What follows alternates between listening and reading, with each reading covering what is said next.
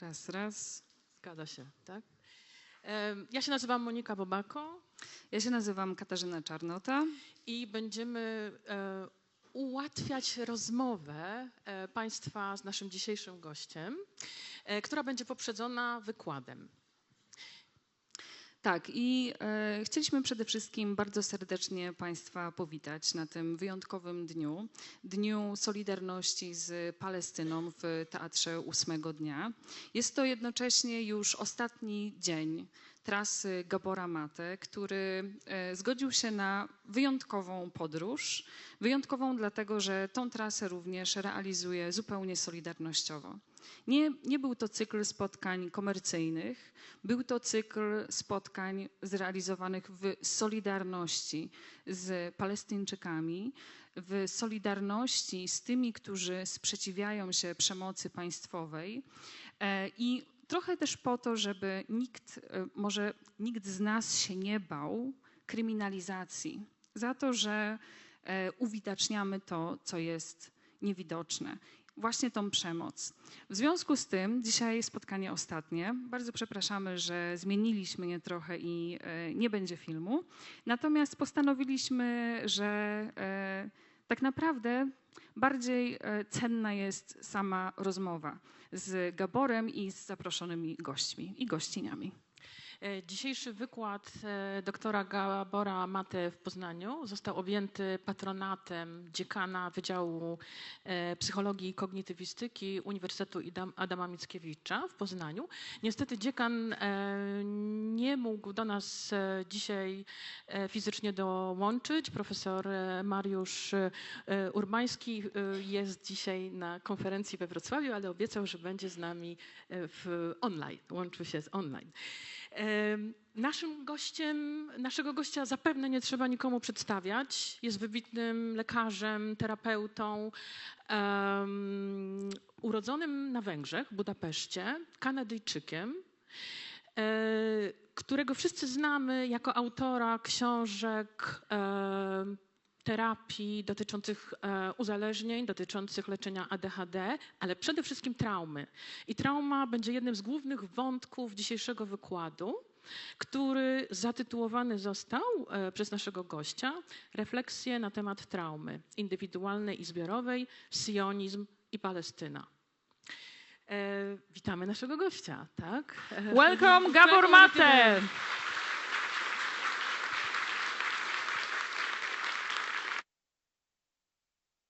Thank you. Thank you. Okay, good evening. Can you hear me okay at the back? Yeah, thank you. So, thanks for coming out. Nice to be in Poznań. I've heard about Poznań since I was a 12-year-old kid in Budapest, Hungary. As you know, almost 69 years ago now, on June the 26th, here in Poznań, there were workers' demonstrations against the dictatorship. And eventually they sent troops to crush the protests. And a number of people died, including a 13-year-old boy. His name was Romek Strazowski, I think. There's a street named after him somewhere, I'm told. Imagine all the streets that they have to name for every Palestinian kid who died recently. What we're facing right now is one of the worst crimes in history. And it's unprecedented because the whole world can see it. I was in Auschwitz yesterday, and I stood near the spot where my grandparents landed in June of 1944 on their way to the gas chamber. That crime, it wasn't unknown some people had escaped and had talked about it before, but it wasn't happening in the eyes of the world. The Nazis actually went to a lot of trouble, as much as possible, to hide their crimes, and they made this futile attempt just before liberation of the camps to destroy the evidence. In this case, the evidence is happening in front of our eyes. We can see it on our TV screens when the TVs show it to us, which is not very often, and we can certainly see it on social media. 2 weeks ago, there was a statement issued by 1,300 Israeli academics. What did they say? They talked about this horrifying litany of war crimes and crimes against humanity. We cannot claim we did not know. We have been silent too long. These are Israelis saying this. So we cannot claim that we did not know. 30 years from now, 100 years from now, or our grandchildren, or our children, or our descendants are asking, how could the world let this happen? What are we going to say to the future? What are we going to say to the future that the civilized world, the bastions of democracy, the fortresses of freedom, the protectors of human dignity,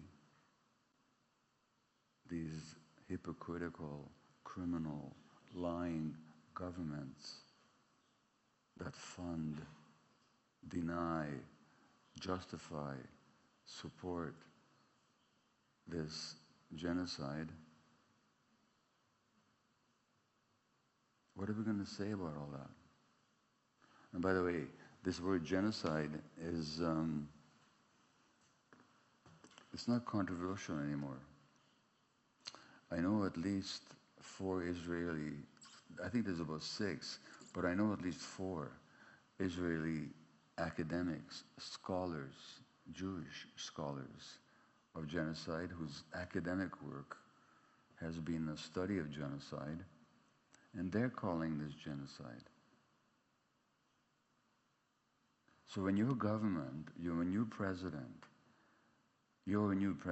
says that he would welcome Benjamin Netanyahu here in Poland, despite the fact that the International Criminal Court has issued a warrant against him, and despite the fact that Poland is a signatory to international law, then what your government is saying is, what your president is saying is, that we welcome a genocide-committing war criminal in your country. And Hungary, where I'm going on Saturday, has welcomed him as well. So it's a very strange situation. The world doesn't usually watch something like that happen. Usually it happens away from the sight of our eyes. And that leaves all of us with the decision. I'm going to read you from there's a writer called Omar Al-Akkad who wrote a wonderful book. I'm not sure that it's been translated. But in English, the title is, has it been translated? It will be translated. It's being translated. It's being translated into Polish. The English title is, One Day Everyone Will Have Been Against This. So sometime in the future, everyone's going to say, oh yeah, I was against it. I was against this. Except when it was happening. And in this book, Omar Al-Akkad says, a chasm has developed over the last few months. One of many, but one that cannot be bridged. It's a gap that cannot be bridged. On one side is a portion of society that fears nothing more than the discontinuation of normalcy that believes, regardless of what horror each new day brings, what matters most is to live as one had lived before, answering emails and meeting deadlines and maintaining productivity. On the other is that portion which, having witnessed the horror, is simply unable to continue as before. How does one live, hearing the screams, being witnesses to the bodies? How does anything else matter? And when I first found out about the Holocaust, and by the way, I don't like that word, the Holocaust. I don't like it. Because it was created to refer to one specific event. You know what Holocaust actually means in the Bible? Like a sacrifice. Like a spiritual sacrifice. And calling it the Holocaust creates this impression that it's sort of some kind of a special and the only genocide in history. Now, it did have some special features to it, for sure. The mechanization and the planned bureaucratic elimination of peoples. But it's not the first genocide in history. There have been hundreds of genocides. In fact, the Western world is based on genocide. And some of you know this, that North America was conquered through genocide.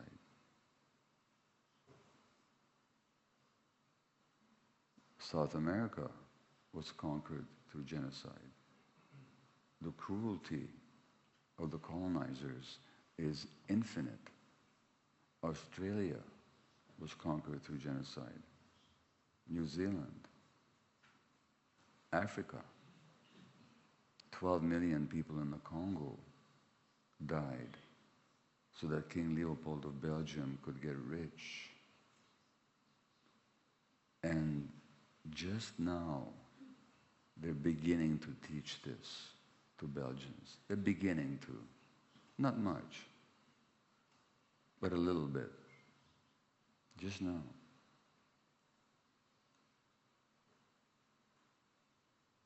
How many hundreds of thousands or millions did the French kill in North Africa in order to colonize and control those territories?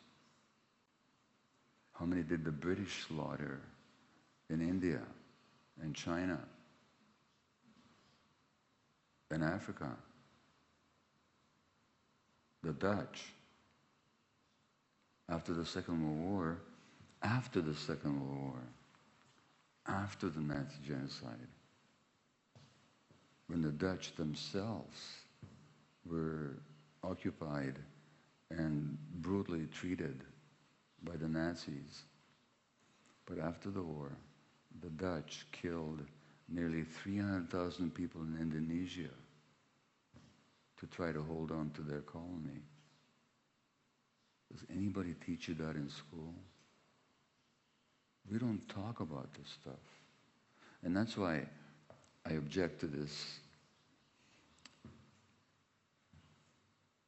special cult of the Holocaust. Not because it wasn't horrible, but because it wasn't unique. And notice, and not to mention Germany, the first genocide that the Germans committed was against the Harari people in southern Africa, not against the Jews. And when Hitler was developing his racial policies, he looked with great admiration at what the Americans had done in North America to the native population. So that's why I object to the special status that's given to the genocide. And all those countries that had themselves enriched themselves, built their economies, developed their industries, through the mass killing and colonization and exploitation and expropriation of indigenous people throughout the world, they're the ones that, for some strange reasons, are supporting Israel now. You think they're doing it because they're trying to make up for the guilt of the Holocaust? No, they're doing it because they've always done it. They're doing it because they recognize in Israel themselves.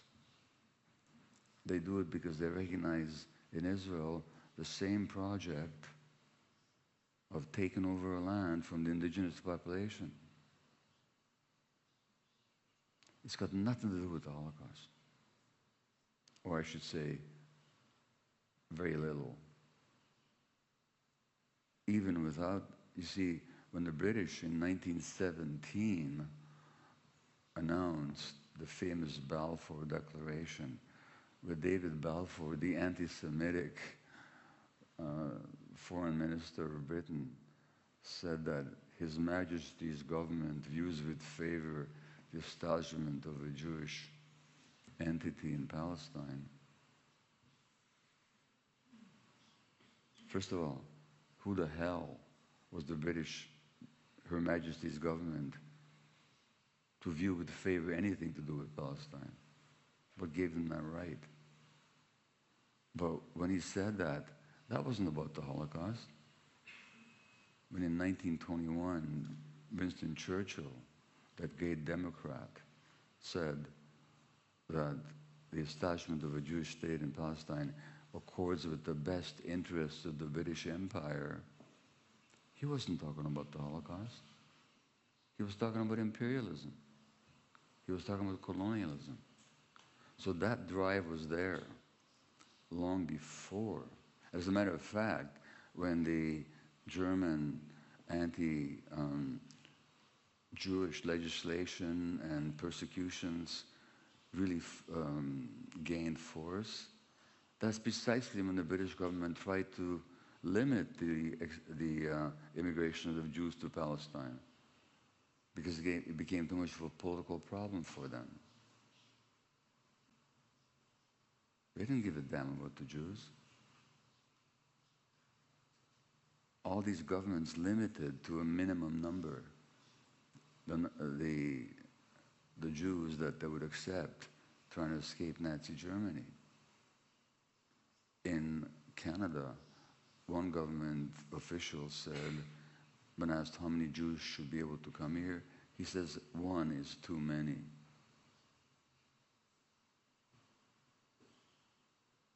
No, it's the Palestinians. In Canada, in a very short period of time, they processed 1 million Ukrainian visas. 1 million. No.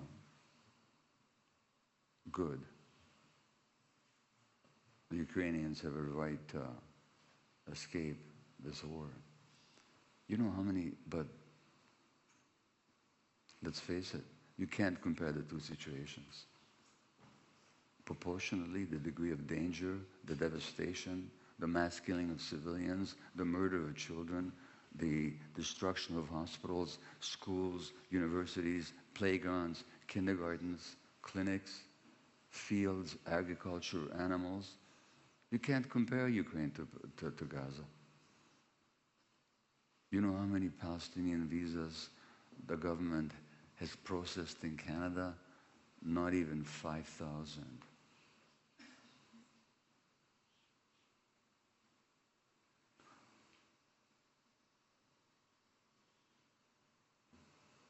Sometimes I don't find the words. Sometimes I don't find the words. I'll never be, you know, I'm 81 years old now. I'll never have Gaza out of my mind for the rest of my life, for a single day, as long as I'm conscious. I know that. It changed me forever. And I think there's a lot of people that feel that way. I would think that many of you feel that way. That the world is just not the same anymore. That there's something different. That some horrible new reality has revealed itself, which I suppose is a good thing. I mean, if things are a certain way, we might as well see how things really are. We might as well see through the hypocrisies and all the slogans and all the beautiful sentiments about democracy and freedom. Israel, the only democracy in the Middle East. I've been to that only democracy. I went there first in 1991 with a group called the Middle East Children's Foundation, an American group funded by Jewish people, actually, that built clinics and playgrounds. You know what they built? They built targets for the Israeli Air Force. That's what they built. So I went there in 1991. And it wasn't politically, I was quite aware of what was going on. I'd been aware for decades. I used to be a Zionist, used to believe in that beautiful dream, until I find out that the other side of that dream, of this Jewish homeland and the return to the ancient source of our being, that beautiful dream was actually a nightmare. A nightmare that consisted of the displacement, oppression, mass murder, rapes that have been documented by, they talk about October the 7th, these horrible things that Hamas did. Well, yeah, some terrible things happened on October the 7th. No question. But Israeli historians have documented the rapes that happened in 1948 of Palestinian women. Nobody talks about that. Nobody talks about that. So by the time I went there in 1991, I was quite aware of the political history, but the feeling, and it's much worse now, but the feeling of walking through Old Jerusalem, which is one of the most beautiful places in the world. When you walk in Old Jerusalem, it's like you're in eternity. Except everywhere, there's these Israeli guard stations with guns. And the settlers with their paraphernalia and with the guns on their shoulders, praying at the wall. So there's this, Jerusalem is called the City of Peace. So in the City of Peace, there's this eternal beauty, there really is. When you walk into the old churches, or the mosques, or the old synagogues, there's really a sense of peace and somewhere. I'm not a religious person. And, well, let me just tell you something. So I was there again, I'll come back to this, but I was there 3 years ago, and I'll tell you why I was there. But I was in Old Jerusalem, and there's the Stations of the Cross. Here's where Jesus was scourged, and here's where somebody helped him. And now these structures were built in the Middle Ages. It's total nonsense. Historically, nobody knows where any of this stuff happens. Nobody knows exactly where Golgotha was. Nobody knows where the actual details of the Jesus story unfolded, if it happened the way the stories tell it. But you go into these places where he was supposed to have been, and you feel something. I'm a Jew, I'm not even Christian. Not only am I a Jew, I'm a non-religious Jew.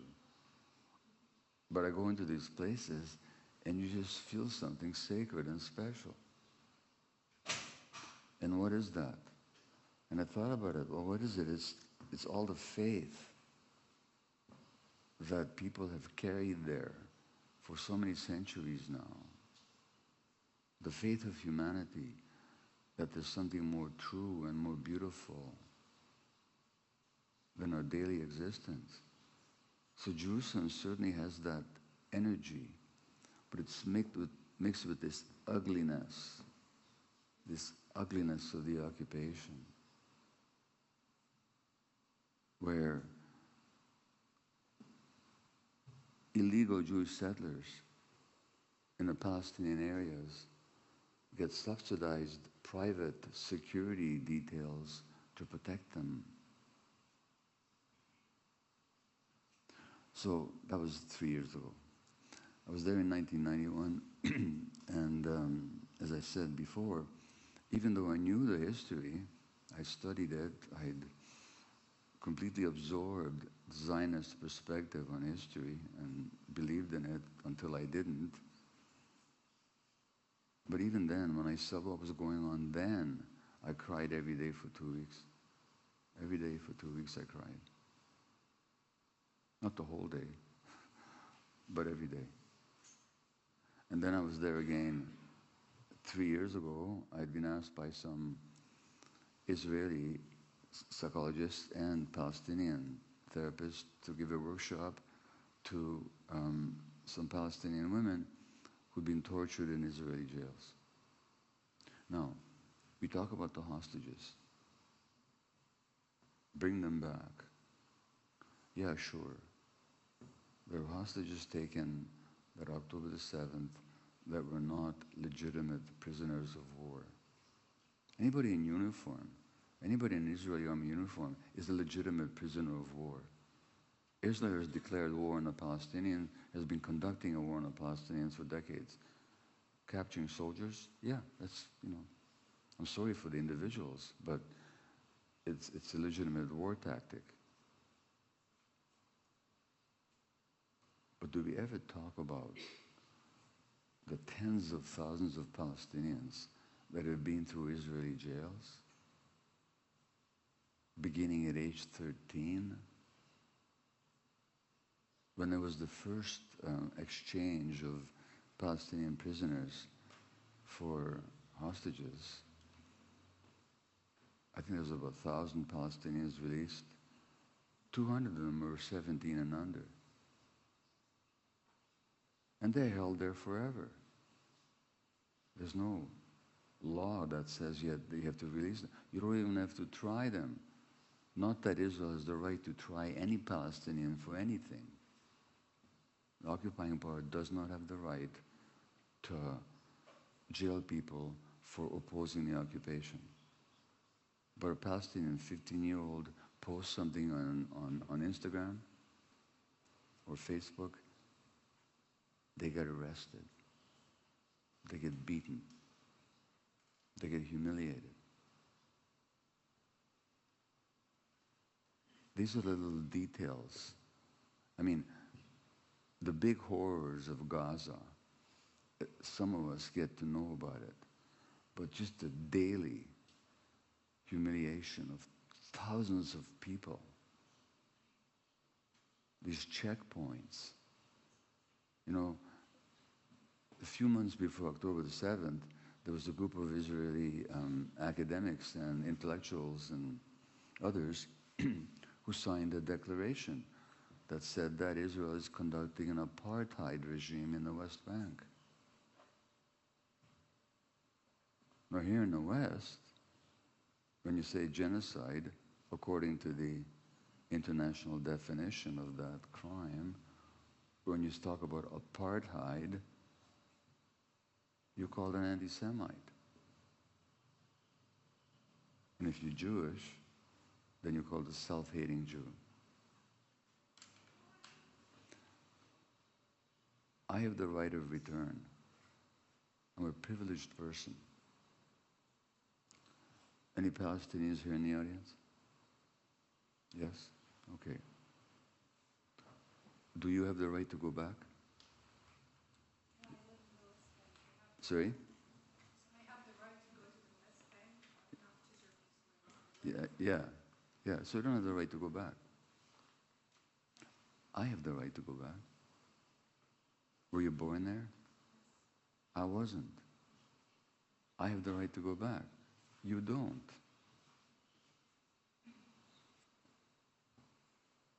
Any Christians here? Raise your hand. You don't have to be ashamed of it, it's okay. All right, you could have the right to go back too. All you would have to do is to convert to Judaism. You go see a rabbi and go through the learning and the rituals, the ceremonies, and in 2 years you could be a Jew, and now you'd have the right to return. She doesn't. You're a Pole. She was born there. You got the right to return. It's the most ridiculous kind of racism. And there's this story, of course. I mean, we could talk about history here. I don't want to spend too much time on this, but there's this history that the Jews used to live there, then they were expelled, and for 2,000 years they wanted to go back, and they finally did. It's complete nonsense. It's not true that the Jews were expelled from Israel, from Palestine. Some of them were. Many of them stayed there. That's the first point. As a matter of fact, I don't make this stuff up, but the first prime minister of Israel, the leader of the labor Zionist movement, David Ben-Gurion, who was a Polish Jew, David Gruen his name was, he and another Zionist leader, Yitzhak Ben-Tzvi, who became the second president of Israel, in 1921 or 22, they wrote a book together.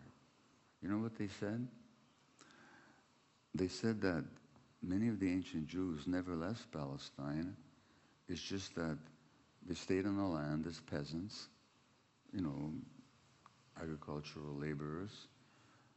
And when the Muslims came in, when Islam took over the Middle East in the 6th century, 7th century, they converted to Islam, which makes some of the Palestinians, some of them, the descendants of ancient Jews. This is what David Ben-Gurion and Yitzhak Ben-Tzvi said. But already in ancient times, most Jews did not live in Palestine. In Roman times, in one city alone in Egypt, Alexandria, there were more Jews than in all of Palestine. And most of them did not come from Palestine. You know who they were? They were converts. Because Judaism used to be, it isn't anymore, hasn't been for quite a long time, but it used to be a proselytizing religion. Proselytizing means that they took in many converts. In Arabia, there used to be Jewish kingdoms before Islam. Jewish kingdoms. They were Arabs who converted to Judaism before Islam. They didn't come from Palestine. They were Arabs. They're from Arabia. In North Africa, large group of Jews, the Mizrahi, and then in Spain, they didn't come from Palestine. They were converts. Many of the Eastern European Jews had not come from Palestine. They were converts. What gives us the right of return? Only an ethnic, supremacist, religion-based ideology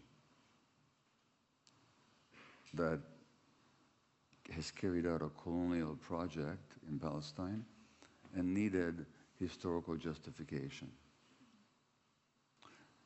We could debate this, and there's interesting debates around this Jewish history. But the point is that this right of return,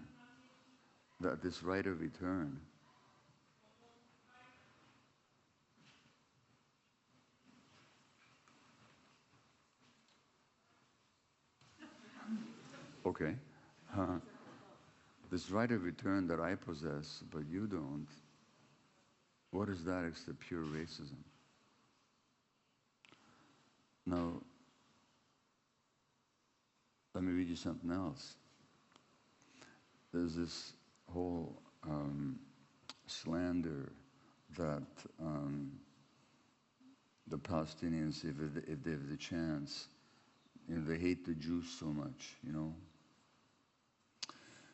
Well, in 1956, there was a Jewish Israeli settler killed by some Palestinian infiltrators who were trying to come back to get their land back.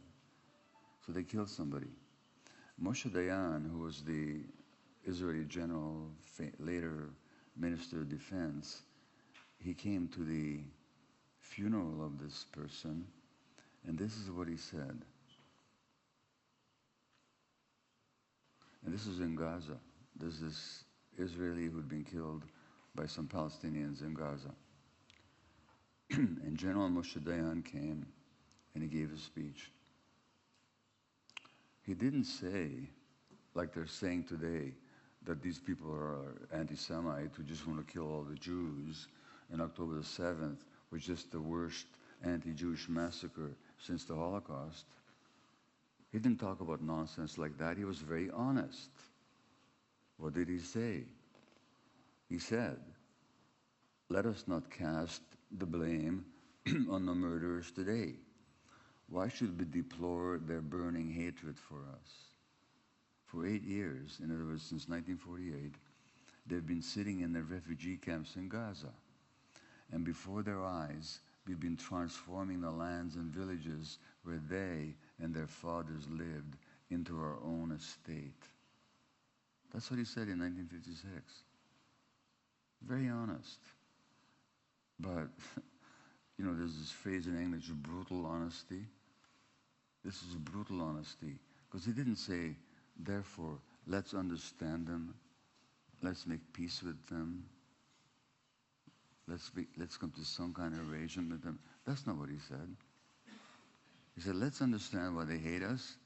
And then he said, we're a generation that settles the land, and without the steel helmet and the cannon, we will not be able to plant a tree or build a home.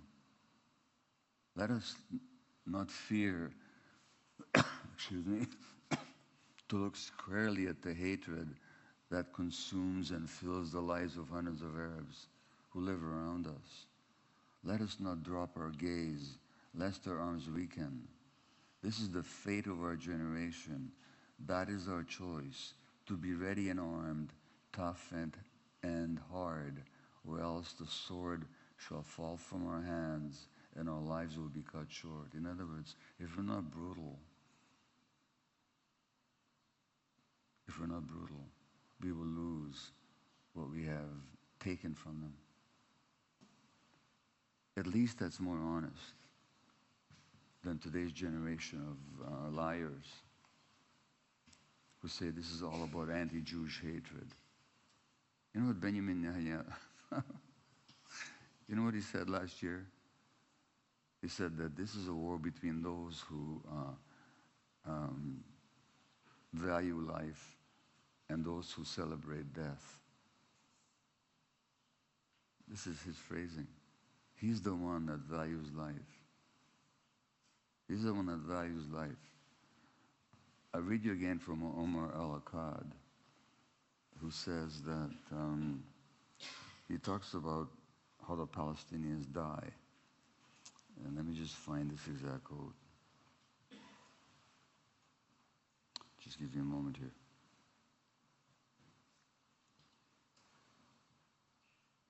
He says, they die in a hospital, in a refugee camp, in their beds, while making dinner for their children, while holding their siblings, while cycling, while playing on a beach, in the market, in an incubator. Premature babies died because they just cut off the electricity to the hospital. So the incubators didn't work. Struggling to breathe under the rubble, while trying to drag a loved one from the middle of the road, while burying the dead, while scavenging for food, while selling vegetables, while swimming in the sea, trying to catch fish, while playing soccer, while waving a white flag, with their hands raised in surrender, with their hands tied, while running away, at a checkpoint, in a torture camp, in a safe zone, in a school, while delivering aid, while waiting on aid, while performing surgery. They shot at nurses in the middle of surgery, while sitting down in a chair, by drone, from the safety of great distance, live on air, away from sight.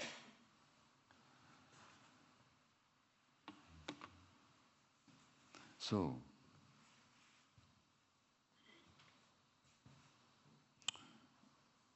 how is this all related to trauma? Well, when I was in the West Bank 3 years ago to work with these women who've been traumatized in Israeli prisons because of the torture, and let me tell you, the Israelis are very sophisticated at torture. They lead the world. We're number one in knowing how to torture people. Very sophisticated, physically and psychologically, emotionally. A woman is in the middle of an interrogation. She starts menstruating, bleeding. They just laugh at her.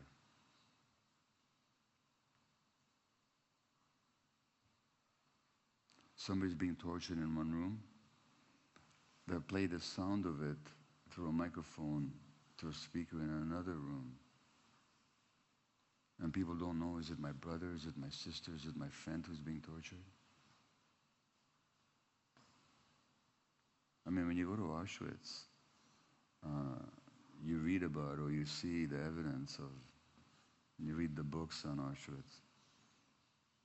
The Nazis were crude. They were amateurs compared to modern methods of torture. And when I was there, I was told that there's no post-traumatic stress disorder here because the trauma is never post. It's going on all the time. In 2004, if anybody thinks that history began on October the 7th, well, let me just go back to October the 7th for the minute. And this idea that this is an anti-Jewish pogrom, an anti-Jewish massacre. No, it wasn't. Jewishness had nothing to do with it. I'm not justifying much of what happened on October the 7th, but anti-Jewishness had nothing to do with it. It was a violent outbreak on the part of the people that have been tormented for decades, who've been limited, who've been besieged, who've been deprived, who've been closed in. The Israeli sociologist Baruch Kimmerling called Gaza the world's largest concentration camp. And that's where these kids grew up. And in 2004, before Hamas ever took power in Gaza, there was a psychiatric study of Palestinian children. And a large percentage of them suffered traumatic symptoms. They wet their beds. They had nightmares, depression, anxiety, aggression towards their parents. You see, when your parents can't protect you, when you see your parents being humiliated at checkpoints and by the army, you develop contempt for your parents.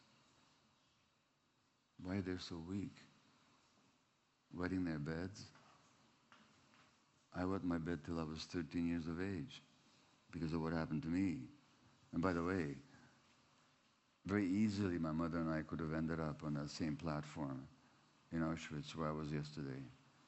I won't go into the history of how I didn't end up there, but very easily I could have, except for certain circumstances. And my mother took me to a psychologist when I was 8 or 9 years of age. about this bedwetting.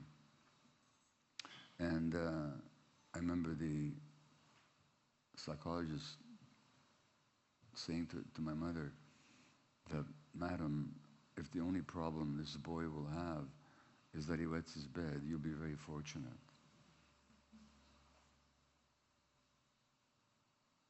Well, as my wife can tell you, that's not the only problem I had.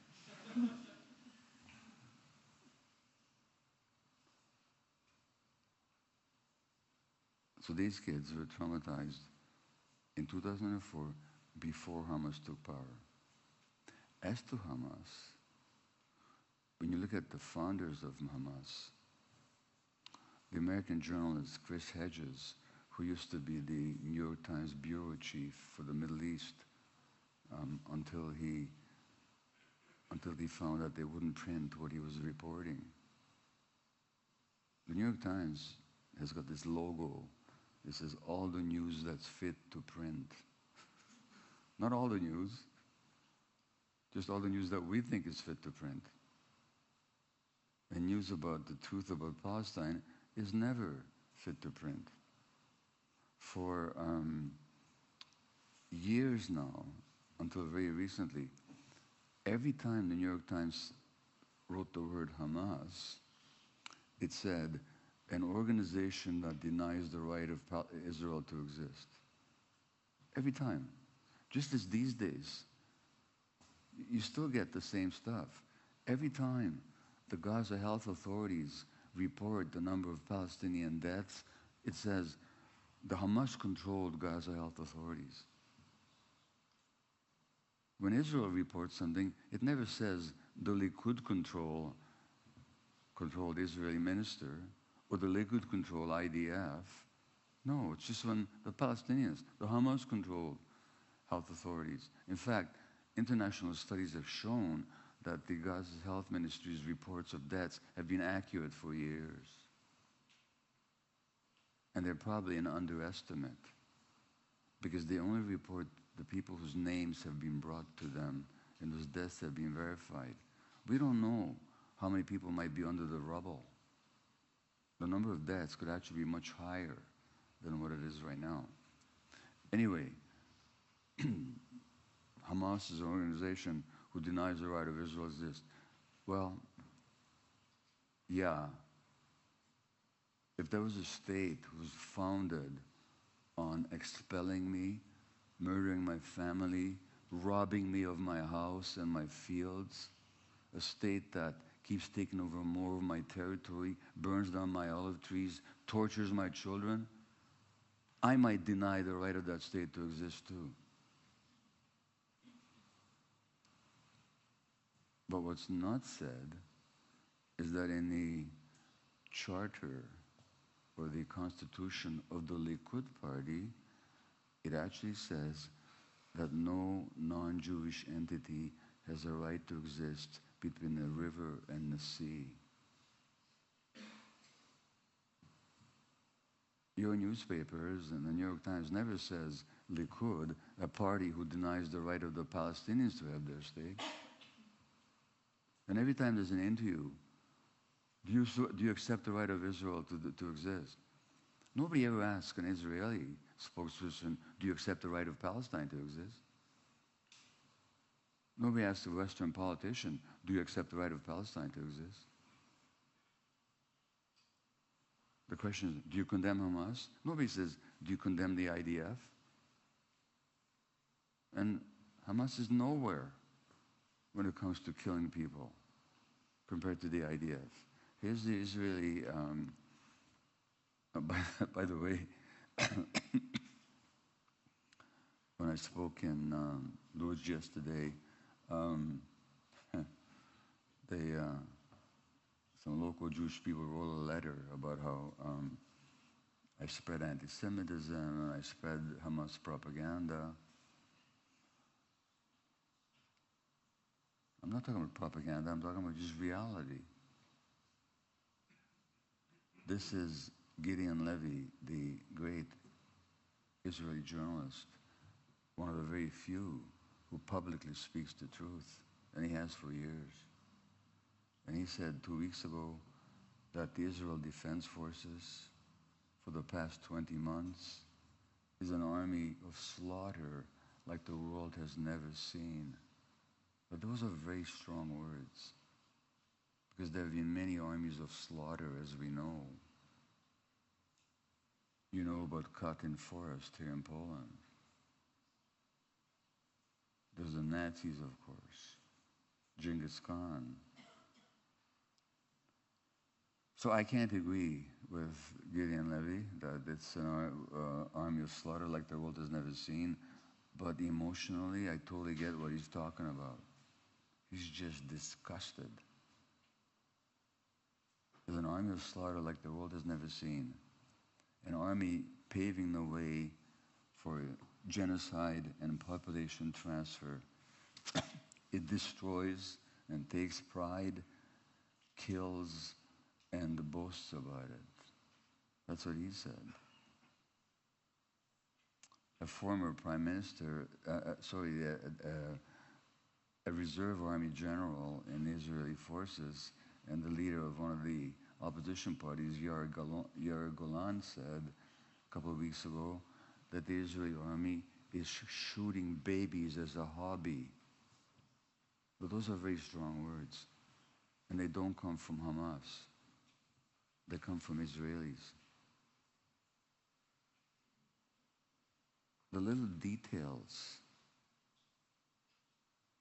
that you don't hear about here in the West. I bet that none of you have heard this story, or raise your hand if you did after I tell it to you. So in 2019 and 2020, in Gaza, the Palestinians organized what they called the Great March of Return, which meant that unarmed civilians, young people, old people, people in wheelchairs, because of previous bombings, would march up towards the barbed wire fence, behind which there were Israeli snipers. Raise your hand if you heard this in your media, because the Western media never reported this. I read it in an Israeli newspaper, that the Israeli snipers had a contest. Who could shatter more knees of these unarmed civilians? Raise your hand if you heard about that. Nobody. Only one person, you heard about it. How come you don't hear about this? Can you imagine if the Russians were doing that in Ukraine? I mean, it's bad enough what's going on over there, but can you imagine if they had a contest to shatter the knees of unarmed civilians? So, I don't want to maintain this litany of horror, but I just want you to know that you don't know the 1/10% of it. Even what you know is not even 1/10% of what's really going on, and has been for decades. I mentioned Chris Hedges, the journalist. He interviewed one of the founders of Hamas, a physician, a very intelligent man, who was 8 years old when in 1956 in Khan Yunis, in Gaza, the Israeli army massacred, in nearby villages, massacred 100 or 200 unarmed civilians. And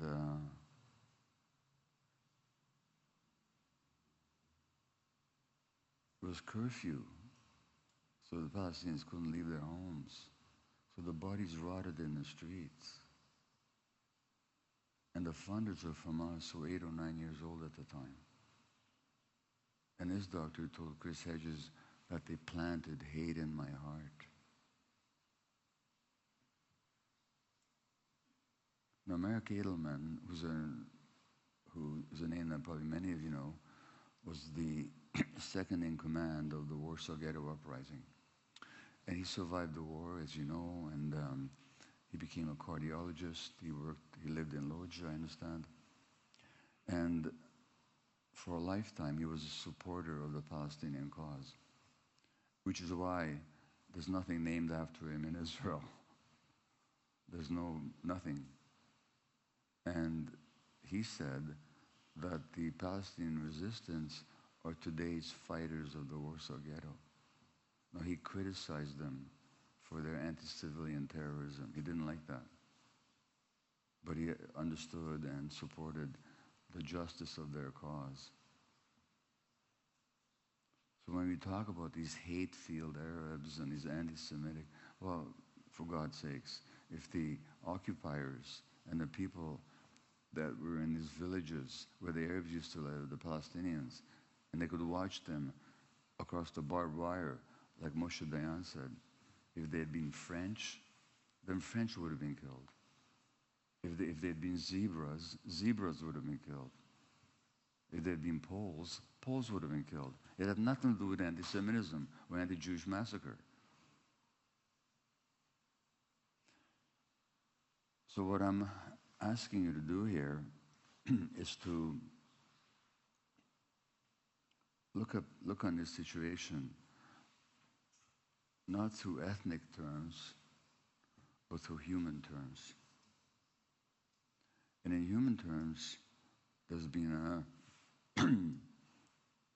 centuries old, in fact, thousands of years old, struggle between power and control and acquisition and selfishness and the desire for human freedom and dignity and brother and sisterhood on the other.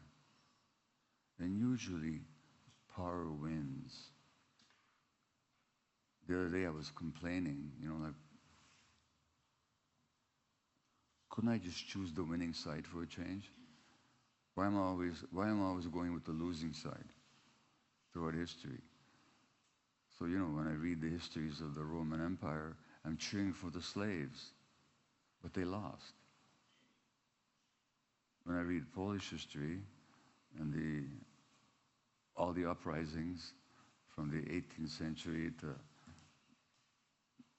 1831, the 19th century, I'm cheering for the Poles, not the Russians. When I read Hungarian history, by the way, speaking of Hungarian history, I mentioned that there was the Poznań demonstrations here, put on by force in June of 1956, so almost 70 years ago now. And, I think the anniversary is going to be on the 26th of June, so that's in a couple of weeks.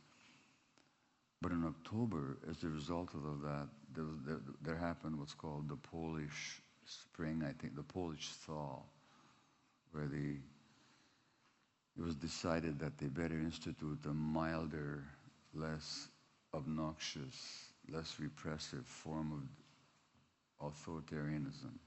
And that's where Gomulka took power. That was in October of 56. I was almost 13 years old at the time, just 12, almost 13. And in October the 23rd, 1956, the demonstrations in Budapest in support of the Poles and making some of the same demands that the Polish workers had made.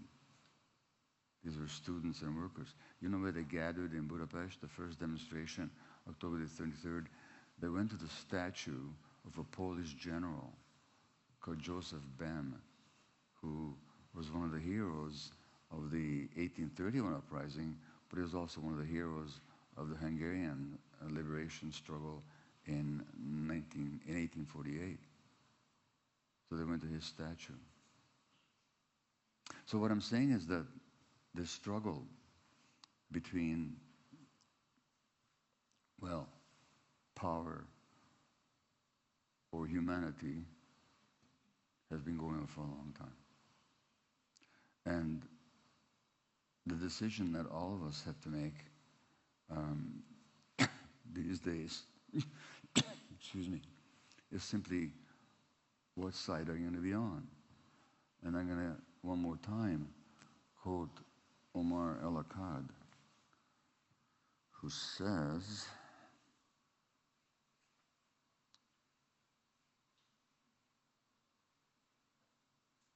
the moral component of history, he says, the moral component, and usually we don't think of history as having a moral component, but it certainly does. He says the moral component of history, the most necessary component,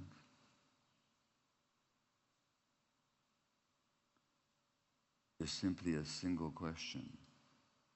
You see, all these political scientists and all these historians and all these experts, they debate about Palestinian state and where it's going to happen and what agreements they have to make. But the moral component is completely missing. And the moral component is very simple. People have the right to be free. Everybody has the right to be free. So he says the moral component, the most important, necessary component, is simply a single question asked over and over again when it mattered who sided with justice and who sided with power. Now your government has made a decision. They're going to side with power because Poland wants to be part of the colonial, democratic, freedom-loving West. Which means you're betraying, not you, but your country is betraying its own history. Because its own history has been one struggle after another for freedom against foreign occupation. What makes moments such as this one so dangerous, so clarifying, is that one way or another, everyone is forced to answer. So, I'll just end by making a comment about trauma. I mean, as I said in my previous talks, I'd much rather be in Poland here, giving a tour, speaking about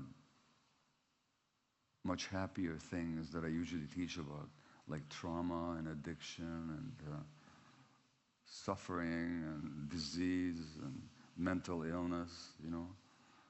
I'd be much happier to do that than to stand in front of you, having to speak about Palestine. When I say having to, I don't mean because anybody's forcing me to, but I'm compelled to do it. But how does trauma fit into it? Well, trauma certainly makes it difficult for people to, unless you work out your trauma, it does cloud your view of the world. And standing in Auschwitz yesterday, I mean, I knew the history of Auschwitz. I'd read the books about it. I was certainly aware of its significance in the life of my own family. But being there is something different. Being there is a visceral experience. If you allow yourself to absorb where you are, it's visceral. It's in your guts. It's in your blood cells. It's in your bones. And even though intellectually I knew this, I understood this. Of course, I understand this. My mother could never forgive me for my pro-Palestinian stand. Not that she held it against me, but she never understood it. So we never talked about it. How could she? Her parents died in Auschwitz, and her father had been a Zionist leader, actually. For my mother to actually see the Palestinians as human with their own history and their own rights would have been a betrayal of her own family and her own experience. So being in Auschwitz yesterday, on a visceral level, I got it. Why some people really have trouble seeing that there's another side. Now, of course, it's also possible to conclude that Auschwitz represented such a loss of humanity that there's no higher value than humanity. And that the lesson, never again, isn't a tribal national slogan. It's a human aspiration.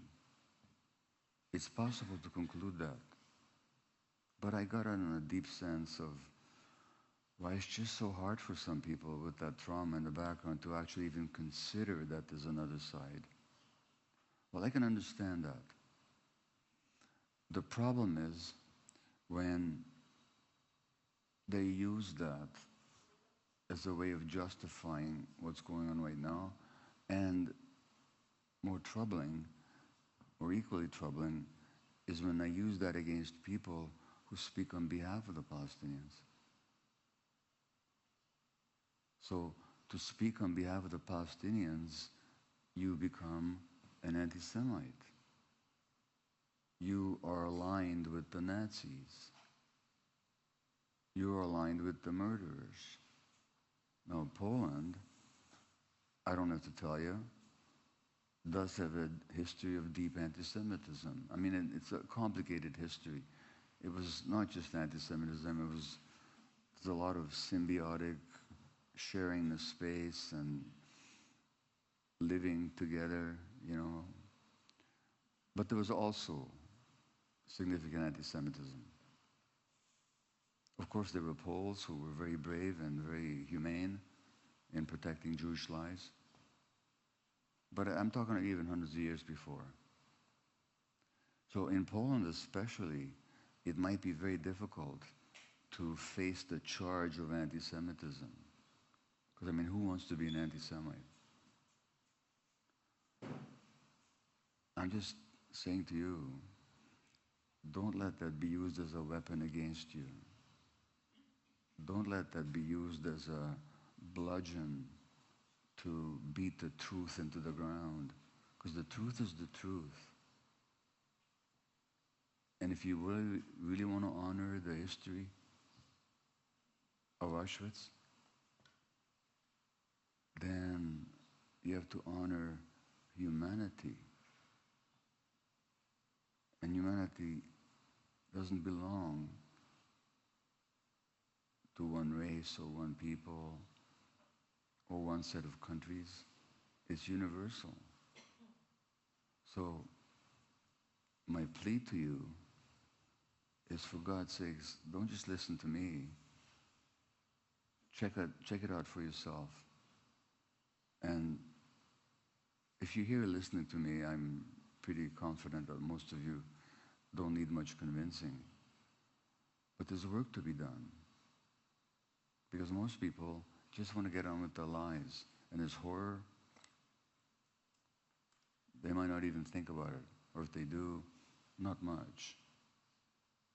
Meanwhile, it's happening. And it's going to continue to happen. And your government is saying, yes, it's wonderful. So do what you can on whatever level, whatever platform you have, whatever contacts you have, whatever is available to you. Do it. I'm not judging anybody for what they do or what they don't do. That's their individual choice. But if your heart is moved, if your heart is broken, like mine is every day about what's going on, for God's sakes, think about what you can actually do. And thanks for listening. Thank you.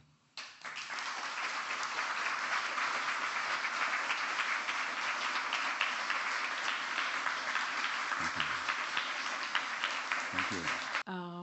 Before we give the floor to the audience and to the questions from the audience. Would you mind handing her this mic? So this goes to my hearing aids, so I hear you better, okay? So hold both the mics if you could. Together, yeah? Yeah. Thank you. I wanted to ask the question that somehow links everything what you said to Polish context, to our specificity, to debate that we've had here.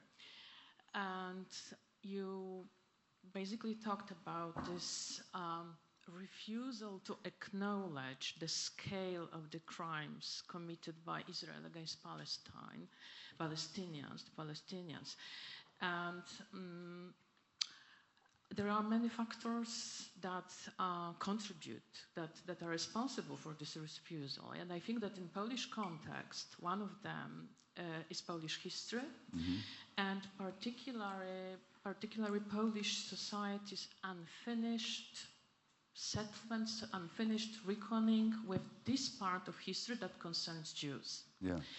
And obviously, Polish specificity is linked to the historical facts, such as the Holocaust happened on Polish ground. Yeah. We had huge Jewish minority in the interwar period. Half of the 6 million Jews who perished in the Holocaust were Polish citizens, etc., etc. There are many factors that make our context very special. You know? The biggest debate, the biggest historical debate we've had in recent decades have been concerning Polish complicity in the Holocaust. It is like a huge debate. It marks a very important axis of division in Polish societies. It overlaps with like heated political controversies. On the one hand, we've got right-wing nationalists who deny this complicity and produce comforting, fictional vision of history and Polish identity. On the other hand, we've got people who say we need to deal with this complicity. We have to acknowledge and rebuild ourselves, our identity, our political, moral position, on the basis of this acknowledgement. But some of those people think that, those people who insist on acknowledging this complicity, that this is absolute priority and that it justifies, it is a reason for which we should not relativize our commitment to acknowledging this complicity by invoking Palestinian cause. You know? So there are many people in Polish public sphere who would say that the trauma of the Holocaust, the Jewish trauma, the trauma of the Polish anti-Semitism really explains and justifies this position of indifference to the Palestinian experience, to the Palestinian history. And so obviously we can say that, in fact, it is exactly this ignoring of Palestinian experience that really undermines the ethical, political, intellectual significance of this dealing, acknowledging of the complicity. But still, that's the fact. We've got prominent figures in Polish public debate, prominent figures who insist that we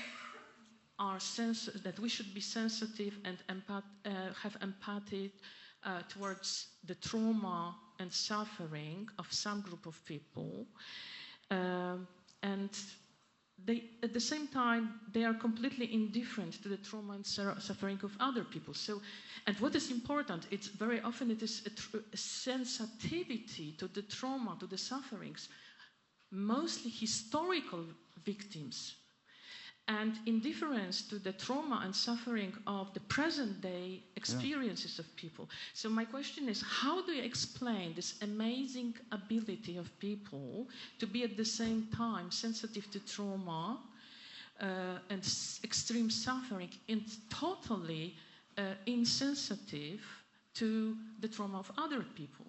And what strategy do you adopt when dealing with this kind of thinking? That's my question. Thank you.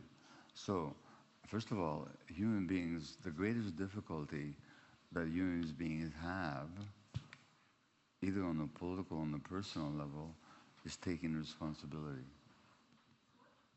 Full responsibility. So, in my marriage, I hate taking responsibility. I'd rather be the victim. So taking responsibility is very, very difficult. So I can understand the urge of these people to finally take responsibility for what happened here in Poland over the centuries. I can understand it. But it's not unique to Poland. You know, Konrad Adenauer, who was the first chancellor of West Germany, he said that most Germans were happily helping the Jews during the war. Can you imagine? So the capacity for fantasy and self-justification is infinite amongst human beings. And Now, taking responsibility, if you look at the word, at least in English, responsibility, and you ask me what you would say to these people, I would say to them, do you want to be stuck in guilt, or do you want to take responsibility? Responsibility means your capacity to respond, not to the past, but to the present. So I'd say to these people, do you want to live in the past and feel good because you've acknowledged anti-Semitism and now you're a good guy? Or do you want to be responsible in the present? And I would say to them, if the ignoring of Jewish suffering is bad, then why is the ignoring of Palestinian suffering good? Either we acknowledge the suffering of people, or we don't. But on what basis do we ignore the suffering of one people as opposed to another? Now here's the problem, another problem with human beings, and which is childish thinking. As we get older, kids can't do this. You know, if you have a 3-year-old, it's, "Mommy, I hate you," or "Mommy, I love you." The 3-year-old can't say, "Mommy, I love you, but I'm very angry with you." That's called integrative thinking. That's called the capacity to hold two different set of thoughts and emotions at the same time. Now, these people are being 3-year-olds. They think that in order to acknowledge Jewish suffering, they can't acknowledge Palestinian suffering.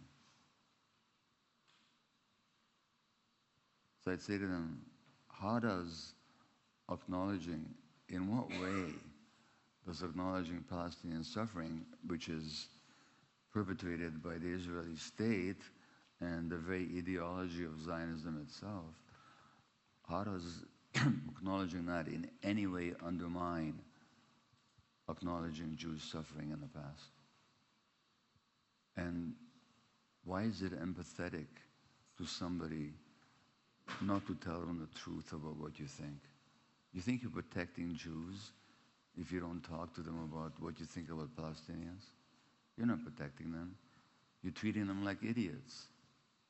You don't respect them. If you respect somebody, you'll tell them the truth. Not in a way to attack them, not to say, "You're guilty, this is your fault," but you say, "I acknowledge what you suffered.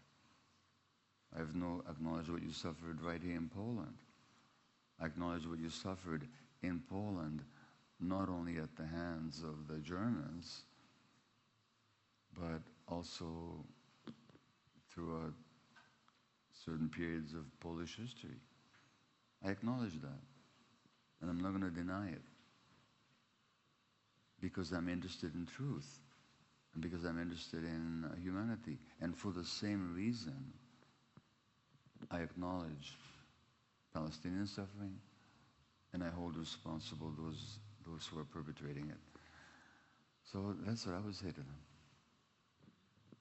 Thank you. Thank you. So, hello, my name is Areej.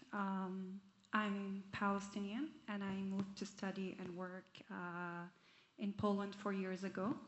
And before that, I lived in Romania for 4 years. So it's been a total of 8 years for me living in Europe. And why I'm saying what I'm saying, because for the past six and a half years, I felt very alienated from my Palestinian identity. I didn't want to be reminded of it, actually, to be honest. And whenever a foreigner, or especially white European, would ask me about the situation, I would give short and guarded answer just for them to change the subject, because deep within me there was this feeling that, you know, whatever I will say, it will not be felt, it will not be heard, it will not be seen. To this point, it's still in me, this feeling, but I'm working towards that. Yeah, I forgot my my thoughts. Let me. So yeah. Did you have any? Just a question before you go on. Mm-hmm. Do you have any sense of embarrassment or shame? I do. I have big shame around that. Yeah. No, but around being Palestinian. Yeah. Okay. On being weak, on being oppressed, on being right. killed. Right. And I wanted the opposite. I wanted to be immersed in the Western culture. I wanted to fit in. and the frustration was rising in me whenever somebody asked that. Yeah. Because of the internal feeling, and I was answering with an angry and frustrated and dim voice to the question. But since the last almost 2 years, that changed in me because I've seen the general opinion in the West is shifting. Yeah. Is shifting towards Palestine, and that empowered me. And it's still a pity that I still feel empowered because the West is shifting, and I'm shifting with that. Like my voice is being more raised now. So seeing a group of people, so I've been an activist with students for justice for Palestine, and seeing Poles standing and making demonstration and chanting "Free Palestine," and even in Arabic, that made me more and more want to engage and be more vocal and more attached to my identity. And work around this shame of coming as my history. And I observed the same emotional imprint within my family and surrounding, but they deal with it differently. They're not as aware to these emotional wounds that is within them. It's not something I like. I would like us, if we can talk and sit and talk about it. And before I ask my question, I read a general statement, a quote that describes the general feeling in the Palestinian society and also the Arab society, and I will read it out loud and then ask my question. So there is a word in Arabic called qahr, and there is no English equivalent to this Arabic word. The dictionary says anger, but it's not. It is when you take anger, place it on a low fire, add injustice, oppression, racism, dehumanization to it, and leave it to cook slowly for a century. And then you try to say it, but no one hears it. So it sits in your heart, and it settles in your cells, and it becomes your genetic imprint, and then it moves through generation. And one day, you find yourself unable to breathe. It washes over you and demands to break out of you. You weep, and the cycle repeats. So I've been working on regulating my nervous system for the past 2 years, and still ongoing work for me. But I had the privilege, actually, of experiencing the necessary triggers and also the safe environment, since I'm here, to enable me to do that. For the Palestinians who are in Palestine, and they cannot have the privilege to grieve and process their emotions, how can we help them to do that? Maybe this is not like a topic as a priority right now, but suppressing emotions is a huge suffering. And I want to know if there are practical steps we can take so we can help to do that. Okay, well, thank you. So a number of things. First of all, thank you for sharing your experience. One of the needs of the child, any human child, is to be seen. It's actually a need of the child. When I say seen, not just seen physically, but seen for their emotional experience. Because when you're not seen, you don't get to see yourself as you really are. And the American black psychologist, Dr. Kenneth Hardy, talked about what he called the assaulted sense of self, which means that the person who's oppressed or traumatized, either individually or collectively, they take on a view of themselves that the oppressor has of them. So I went through that. I remember in Hungary once I was attacked by a bunch of kids with anti-Jewish slogans. And a friend of mine came to my defense. You know what the defense was? Leave him alone. It's not his fault that he's Jewish. Thank you very much. It's a fault, but it's not his fault. So I grew up with that assaulted sense of self. Somewhat ashamed of being Jewish.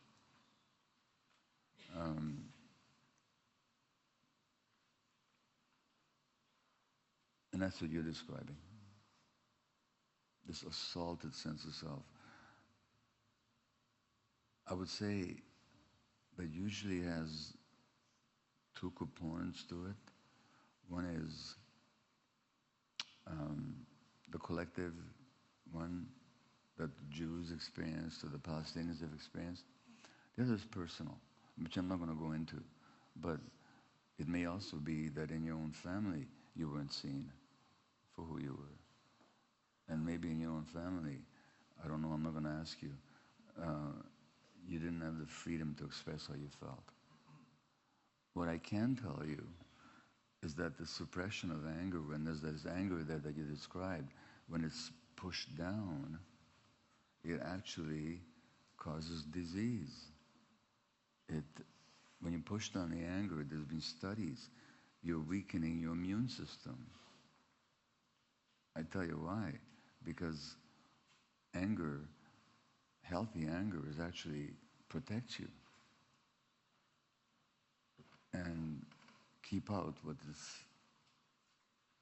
toxic. No. Well, the immune system does the same thing.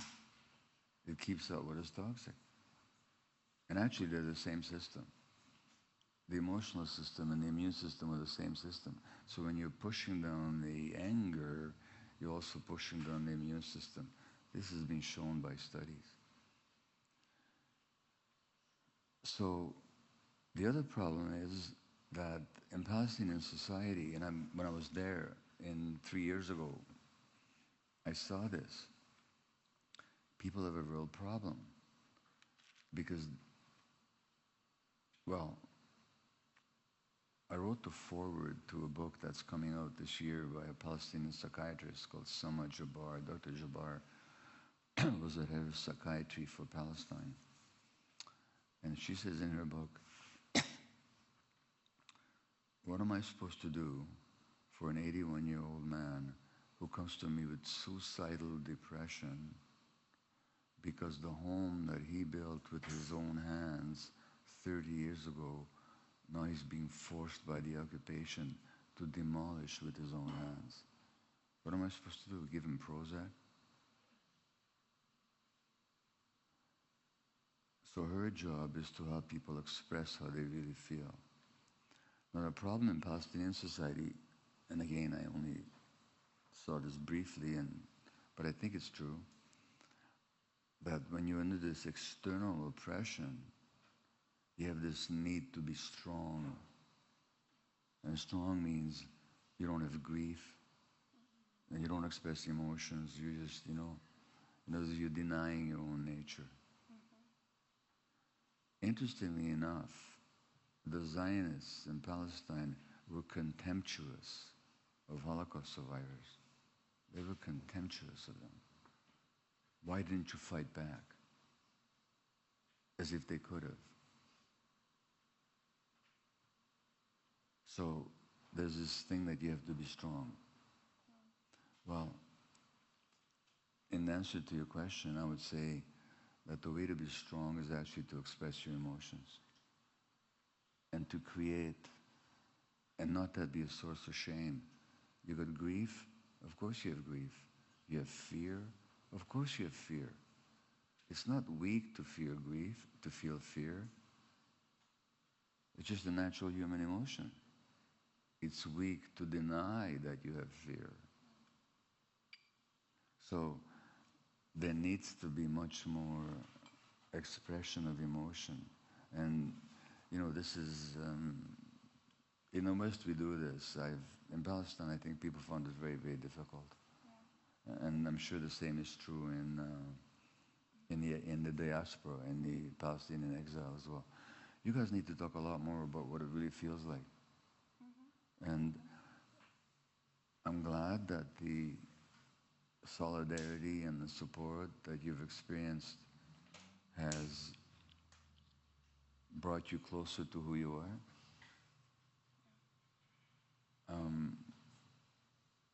Ultimately, we all need to find that closeness to ourselves, whether or not anybody else sees us. Mm-hmm. We have to be able to see ourselves, even if the whole world doesn't. It's difficult, but that's the task. I hope that answers your question a little bit. It does a little bit, as you said. Can you hear me well? Yeah. Yeah. Go ahead, that's fine. Okay, so the other part of my questions, because I do see the reward you were talking about being more connected to yourself, even if showing emotions in front of an audience and while wearing makeup. It's definitely not planned or expected.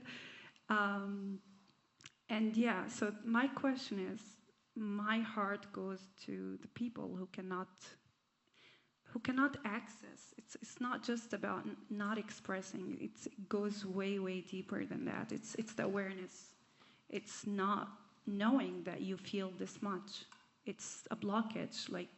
It's like the nervous system is shut down, desensitized to feeling, because that's the coping mechanism when you face traumatic situation. And I'm just a person who didn't witness what the Palestinians in Gaza are witnessing, the Palestinians who were imprisoned, tortured, raped. It could be, yes, generational trauma imprint within me, but there are people who are living that as we speak right now. And how is it possible to actually help on an emotional level? That's basically my question. How can you help them, you mean? Yeah. Or how can you help yourself? I can help myself, but also help them as well. What does it feel like to you not to be able to help them? Because you don't have the access. Because you can't. Sorry, you can't hear me? They cannot hear you. Yeah, they cannot hear you. Oh, okay. You can't hear me? No, it's better? Is it okay? Yeah, okay. What is it like for you to watch that suffering and have this sense that you can't directly help them? What's that like for you? It's the guilt. It's the feeling of helplessness. It's the guilt, you said? Yeah. It's just me being here and having the privilege. Okay. I can't help them either. Not the way that you mean. Mm-hmm. As I've said before, and I've spoken to a lot of people, and some of my talks on Palestine have been seen by millions of people. And there are many others who've spoken out, whose talks have been seen by millions of people. Palestinians who've spoken, non-Palestinians, Jews, non-Jews, and all the speaking we've done, and all the demonstrations that we've participated in, and all the petitions that we signed have not saved a single finger of a single Palestinian child. Right? Mm-hmm. That's the truth. Yeah. That's how it is. Now you say you feel guilt about that. Is that what you said? I do feel guilt, but also I feel like it's my duty to share something that I saw worked for me, like the release of what I was holding. getting closer to myself, feeling more and more relaxed around what I used to fear. Yeah. And because I can recognize the pattern of the people where I grow, my surroundings and my family, and I can see that unconsciousness and controlling them and driving them in their emotional reactions. So yeah, this is where I feel like I have to do something, but I don't know. I don't know what to do. Maybe there will come a time when you'll be able to do something. I mean, I've worked with some Palestinian therapists online, a little bit. Yeah. Maybe there'll come a time we'll be able to do something. The question is, are you going to torture yourself when you can't do something directly? No, of course not. Well, if you feel guilty, you're torturing yourself. I mean, I am not able to do any more than you are able to do. By the way, it's not true that it doesn't make a difference. Like this ship that the Israelis intercepted in international waters, they kidnapped these people, now they're in prison. Some of them are in prison. You know what they're charged with? Entering Israel without permission. They were kidnapped there, and now they're charged with it. I mean, it's unbelievable. But is it true that what they did didn't help the people in Gaza at all? Or did it make a difference for people in Gaza to know that people care about them? So it's not true that we're not doing anything, but we're not doing nearly as much as we'd like to be able to do. So tell me that I'm guilty because I'm not doing more. Or am I guilty? Well, it's not just that. It's also like, I mean, not the point I was referring to is not to take the actions. Yeah, it's okay. To end the occupation. Yeah. That will take time. I was referring to the point of helping people to find a way to help people work through their traumas, even when their reality still feels. You can't do still, it. You have to accept your limitations. You're a human being. Yeah. Okay, you're not God. Yeah. You can't do it right now. In the middle of all that trauma, they need to eat food. Mm-hmm. They need to survive. So there'll come a time for what you want to do. But what I'm saying is that in the meanwhile, you have to accept your limitations. There's only so much that you can do. Mm-hmm. And the biggest thing you can do, by the way, is to continue to work on yourself. Yeah. So that when you do have a chance to work with them, you'll have that much more to offer them. Yeah. More compassion, probably. More compassion and more openness and more wisdom. Mm-hmm. So I think you're doing what you can. And what you can't do, you can't do. Yeah. I think everybody here feels that same sense of helplessness and despair and this desire to do more and a frustration that you can't. Raise your hand if you feel that. Yeah, you see. It's like that for a lot of us. I know, yeah. Yeah, okay? I believe that. Yeah. Thank you. So thank you. Our second guest.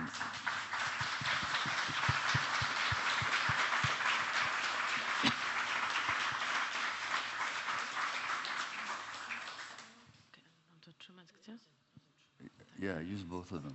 Yeah. Okay. So my name is Majdę Qandil. The Polish version of my name is Magda, but I chose the Arabic one.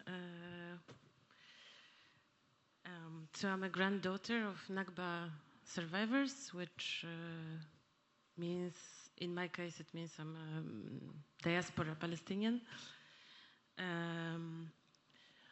I'm based in, I grew up in this country, but I'm based in in Berlin after many years of not living here, but living in different countries of the so-called Middle East, in mainly Palestinian refugee communities in Syria, in Lebanon.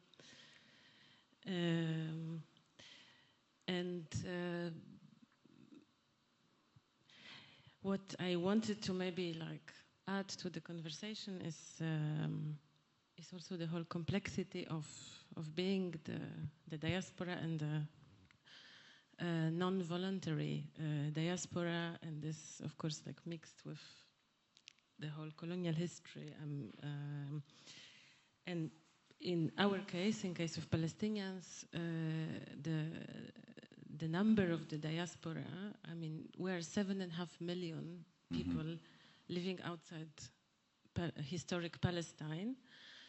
And there is another 7.5 million inside historic Palestine. So, of course, not just so-called West Bank or so-called Gaza Strip, but also what we call 1948 territory, which is nowadays Israel. And by being such a diasporic society in such a great degree, I feel like in a way we did took the Jewish destiny in a way.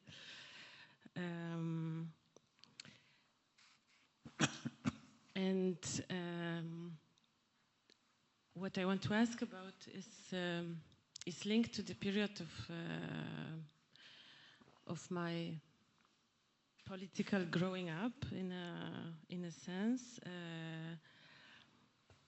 So, I mean, I make this joke, or like I say that I grew up in the Warsaw Ghetto. What I mean by this is I was studying at the University of Warsaw at the Department of Psychology, and my student hall and the faculty were both situated in the area of the former ghetto. So in the spring, when basically taking the route from the student hall, from the student dorm to the faculty, I like have to pass next to the Anielewicz bunker and all this like historical, where normally in the spring you encounter Israeli high school groups who were taken there on this brainwashing trip on which, I mean, they not only learn about the Jewish history in Poland, but also are heavily propagandized. Yeah, very heavily, and also like a lot of the Israeli socialization happens there, and it was such a weird encounters, you know, having to like leave the pavement and make space for this group, and like not really understanding, and all of this taking place in the scenery of the Warsaw Ghetto, I mean former Warsaw Ghetto, and I mean like years later I actually understood, because these groups were also like watched by some sort of security guards, and I mean it took me years, of course, to understand that I have much more to do as a Palestinian and also as a Pole. I have much more to do with the legacy of the resistance and with the legacy of liberation that were upheld by people like, for example, Marek Edelman, who was one of the few non-Zionists in the Warsaw Uprising. Then these people who organized these trips for these young brainwashed people. But one of the things that we did study at the Faculty of Psychology at the University of Warsaw it's the story about, I mean, it's not a story, the study of like the intergenerational trauma, and of course, the research was done on Holocaust survivors and their children and their grandchildren, and the thing that I wanted to ask you about, but there is a little bit more that I add later. So apparently, the survivors do not talk to their children. They completely frozen, but they allegedly open up to their grandchildren. I think I can notice it in the Palestinian context a bit, but also because of what Ola I have mentioned, being a diasporic and like spread all over the world communities, we also have like limited access to our grandparents sometimes, and I wanted to ask if you could explore or like say something more about this on your... About why the parents don't talk to their children? Yeah, and how it was in your case, like how does it... Yeah, I think you're describing a very common phenomenon, and I think there's two reasons for it. Well, three actually. One is a desire to protect the children. That's the first. The second is shame. I mean, you talked about the shame. And people that are traumatized, one of the impacts of trauma is that you develop a shame-based view of yourself. So you're ashamed to talk about it. You're trying to protect the kids. You're ashamed to talk about it. And I think there's something else, which is just that you can't handle the emotions that would come up if you really talked about it. So you're afraid of your own emotions. So it's better to keep a lid on it. Now, of course, it's very damaging to the children, because the children can sense something. Let me read you something.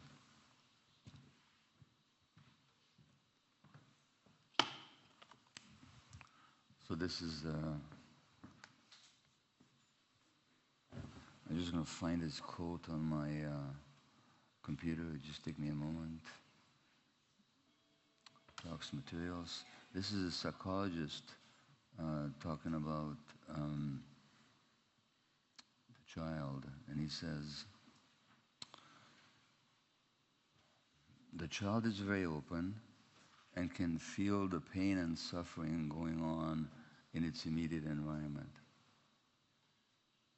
The child is aware of his own body or her own body and can also feel the tension, rigidity, and pain in the body of the mother or of anyone else that he's with.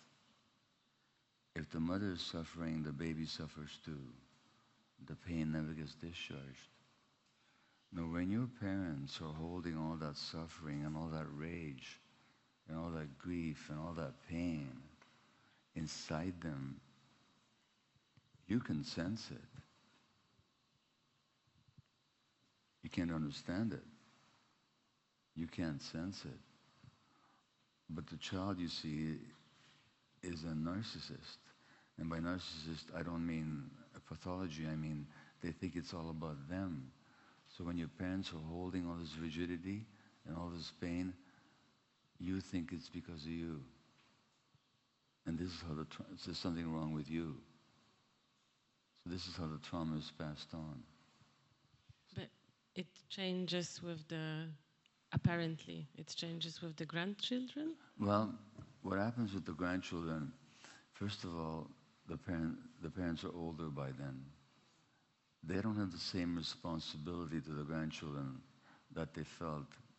Also, as you age, if you age wisely, you start to accept yourself a bit better. Number one. Number two, when you look at brain scans, this is interesting. You look at brain scans of grandmothers looking at their daughters, their adult daughters, or looking at their grandchild, a different part of the brain lights up. So actually grandparents have a very special relationship with their grandchildren that they didn't have with their children. And in traditional societies, in indigenous societies, the grandparents are so important. In North American indigenous society, they're always talking about their grandmothers. So it's a very special relationship. It's not the same as with the kids. That's the best answer I can give you. Okay? Thank you. And I just want to make one quick point. Cut it one more time if you don't mind. It's not very long.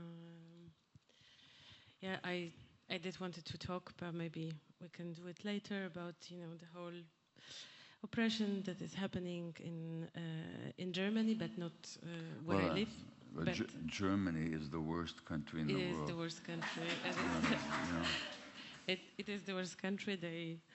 They have a liking for genocides. I mean, it's their at least third, if not fourth, because they fully complicit. But I skip it for now. The only aspect that I want to stress very strongly is the aspect of resistance and of liberation. I saw somewhere that this lecture is called Palestine and Zionism, or the series, I'm not sure. It would be great if it was called Palestine and Liberation, for example.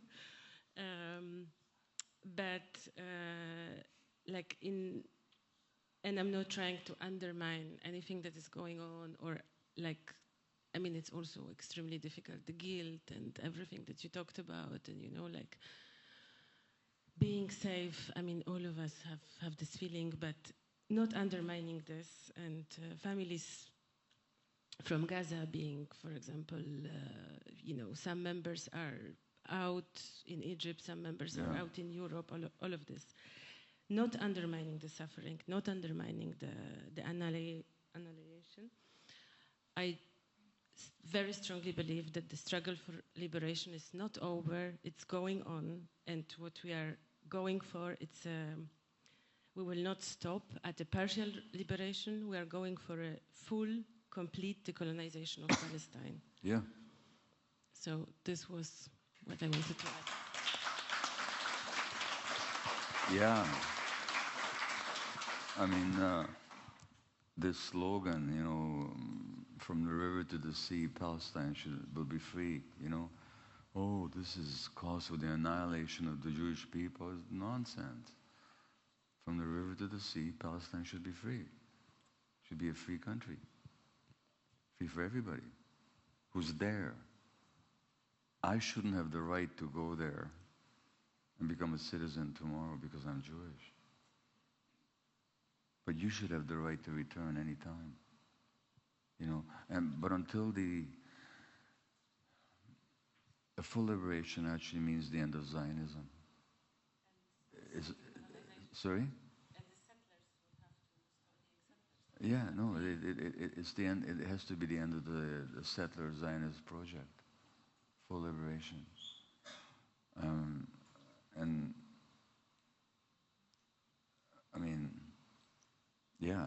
I'm only agreeing with you. That's all I'm doing. Okay, it has to happen someday. It'll happen someday. But unfortunately, there'll be a lot more suffering before it happens. But that's the end. It has to be a full liberation of that land, which doesn't mean kicking out all the Jews who are living there, but it does mean that it has to be a really free country, where the Palestinians are free. I hope it happens sooner rather than later. Is there something on your mind? What are you thinking about? I couldn't hear, I'm sorry. Is there something on your mind? Is there something you haven't said? Yeah, I didn't, but maybe we'll keep it for later. Sorry. What full liberation means. No, I skip it. What does full liberation mean to you? It does mean that all the settlers have to leave, and I mean, it means, you know. Of course. And there is no way to decolonize in the way. When you say all the settlers, do you mean all the Jews in Israel? All the Israelis that are non-Palestinians, that are non. Are you talking about the settlers in the West Bank? No, You're talking about all the Jews. Everyone is a settler on this land. So you're saying all the Jews have to leave? Unfortunately, however painful it is, and it doesn't have to be in a violent way. This is not the intention. But I think in principle, and it's probably not possible, but in principle, this is what decolonization for a lot of us means. But we don't say it out loud for whatever number of reasons, not to be accused of violent intentions. But I'm talking about principles, you know, like the South African model. It's not a full decolonization, you know. The settlers got to stay, and it's not. What about all the settlers in North America? Say again? What about all the settlers in North America? Exactly. Do they also have to leave? But where would they have to live? Or would So look, all I can say to you is, I completely understand how you feel. Yeah. I totally get it. I totally get it. I don't think it's realistic what you're saying. I don't think it's realistic either. I'm talking about principles of decolonization and liberation. Yeah. And, Well, I think it's possible to be decolonized. I'd like to think that it's possible for the people to live there together in a decolonized state. But I totally understand why you see it. It's a discussion, maybe not for now. Yeah, it's a discussion. But I totally understand why you feel the way you do. Of course I do. Okay, thank you. So maybe now I will have, let's say, the question of the nature of the system, of the nature of the violent system. Yeah. And actually we are living in a capitalism. So the history of capitalism is also rooted in violence. It's built on violence. And in February, Polish Sejm passed the legislation enabling the government to suspend asylum application in specific border areas. The reason was so-called hybrid threat. Mm-hmm. And despite that suspension of the right to asylum in Poland, people continue to seek refuge, fleeing, among other things, also the ongoing genocide in Palestine. And I want to just ask you at the end of, before the Q&A from the public, what would you say to those who have come to believe in the narrative of the hybrid war and need for the nation's security, and how, and hybrid war, you said? Hybrid war. What does that mean? So the narration of hybrid war basically means that the people who are crossing in irregular manner, or nowadays where there is a suspension of asylum, of the right to asylum, that they are not the human beings, that they are the threat for the security of the European democracy. Yeah. So according to that narration, actually, society perceive forced migrants and refugees and people who are also providing the humanitarian aid as a so-called bullets in the hands of Lukashenko, and it's really easy to manipulate the situation and actually to build a social acceptance for those mechanisms of violence that you have been talking about in all the tour. Okay, well, so I'm just reading, you bought me a set of books in Auschwitz yesterday. Yes. And these are all books by Auschwitz survivors. And I'm rereading one of them now. It's by Primo Levi, who's a wonderful writer. He's Italian, he was an engineer, he was 24 years old when he was deported to Auschwitz in early 1944, same month that I was born. And at the very beginning of his account of his experience in Auschwitz, which is entitled, "If This Is a Man," he says, basically, that as soon as you begin to see the stranger as an enemy, automatically, then the lager and the concentration camp becomes a possibility. And that's what the West has done, is to see the stranger as an enemy. Now, who are these strangers? Where are they coming from? They're coming from Syria. They're coming from Lebanon. They're coming from Kurdistan. They're coming from Palestine. They're coming from North Africa. What are these places? These are places that the West has destroyed. Libya is a country that the West has destroyed. Syria is a country that the West has destroyed. The Kurdish people have been pawns in the hands of imperialism for a long time. So we ruin their place. People don't want to leave their homes. But when we ruin their homes and make it impossible for them, they want to come to where the wealth is, where the jobs are, and so on. And then they become the enemy. So that's what you're seeing here. It's the same process. It's the same process. Okay? Thank you. Can I say, because before we open the floor for the questions, Sorry, can you put it back again? Okay. Thanks. I wanted to react to the exchange you had, yeah? Because I have to say that when I think about trauma, when I think about the Holocaust, when I think about what was the most tragic historical developments that created suffering, killing, genocide in the history of the 20th century, was this idea that we have to construct political organizations that will be ethnically clean. Pure. That we have to move people from place to place to establish the borders, and that this is legitimate to take them from here and here from here. They have to move because we are here. It's our national identity. I believe that what was that's the historical knowledge behind the killing, the Holocaust, the genocide in the Second World War, was this expansion, seeking for territory and establishing pure national identity. And I think that we perpetuate this idea. We perpetuate it with this limitation on the immigration. We want to have a pure nation. The others are a threat. They destroy our identity and our style of life. I believe that exactly the same idea is behind Zionist concept of establishing nation state for a one nation.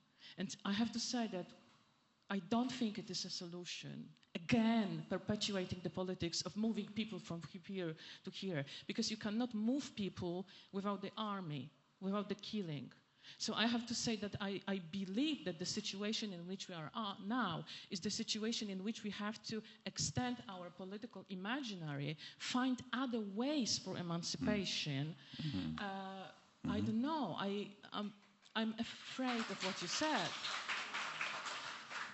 Well, and that's I'm in favor of what Gideon Levy was saying many times. From the river to the sea, one democratic state for all, freedom for all. Let's look for alternative imaginary. Political imaginary, how to be free without moving people from here to here. Well, because you have to use army, you have to kill, you have to absorb it. I know it's oppression, it's the history of suffering, yeah? I don't know what to do, not to perpetuate it. Listen, yeah? I really suggest we don't get into a debate here, okay? I don't want to get into look. this debate, but I want to answer. Okay, go ahead, yeah. All right. No, I want to answer, but not by debating, but by saying, it's a theoretical exercise, and this is not what I'm suggesting, and I'm not suggesting any wars and armies and killing of anyone, but I'm suggesting leaving it to the colonized, which in this room is me, Areej, and other Palestinians, to decide how we want to do our decolonization, our liberation. So, there was a lot of, we are an object of white people talking about us all the time. And I appreciate, your thinking, and I think it's very well intended, but in the end, it's for us to determine. And what I'm suggesting is, of course, not suggesting harm or to anyone, but it's suggesting accountability.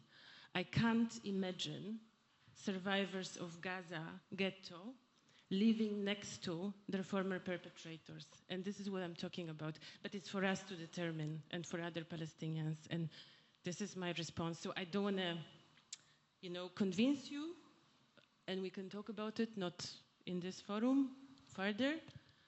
But I strongly believe that this is also like an element of decolonization, that we speak, about ourselves, and that we will listen to ourselves as.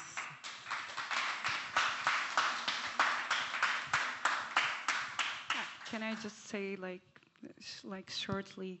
So, from my personal view, basically, Zionism as an ideology is not just exists in Israel. It exists in the West, in the Arab countries' leaders, some people. So this is what we want to dismantle, because this is what the danger actually is on everyone. If it's now Palestine, later it's going to be other countries. But I agree with Majd. The solution that you proposed at this point is not possible, because there is a fresh wound, and you cannot combine the people who suffered with the people who committed the suffering. As Palestinians, I think everyone can agree we don't have a problem with a Jew. We do have a problem with Zionists, and with that we cannot make peace with anyone who have this ideology. But with other people, we don't have any problem. Yeah, that's absolutely clear. One thing that I want to say, just opening the floor, I think that basing politics on victimhood, fetishizing being a victim, and feeling the special entitlement on this basic, that's what we are seeing in the discourse about Israel. I'm afraid about reproducing this. I know that now it's not the time to talk about it. Now we are in a special time of what's going on now, so perhaps it blocks the debate. Yeah? Mm-hmm. Okay. I think we should open the floor to the question. Do you want to say something? No. No. Okay. So, so now.